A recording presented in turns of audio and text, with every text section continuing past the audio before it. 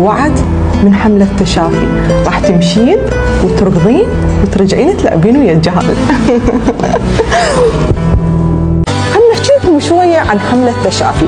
حملة تشافي مشروعنا راح يكون على حدود العراق، راح نروح لكل بيت عراقي، لكل إنسان يستحق أن ناخذه ونعالجه ونبدو وياه من الصفر لحد ما يرجع ويمشي على حيله.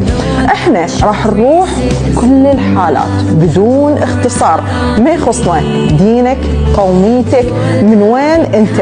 هذه حملة إنسانية هدفها الأول والأخير نرسم البسمة على وجوه أهلنا وناسنا الطيبين. حملة تشافي، معا نستطيع. السلام عليكم ورحمة الله وبركاته.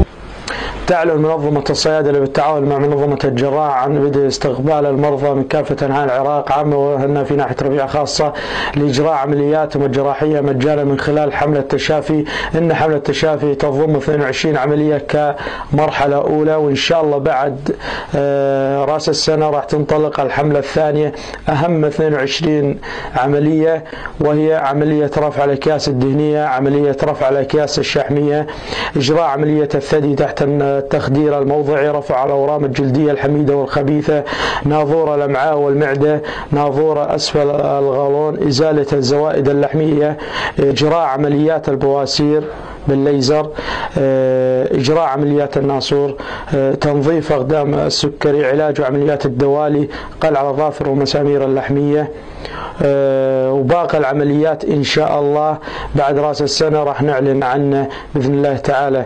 للحجز والاستفسار ارجو الاتصال على الرقم 0783 02 076770، والرقم الثاني 077 000 91 033. والسلام عليكم ورحمة الله وبركاته.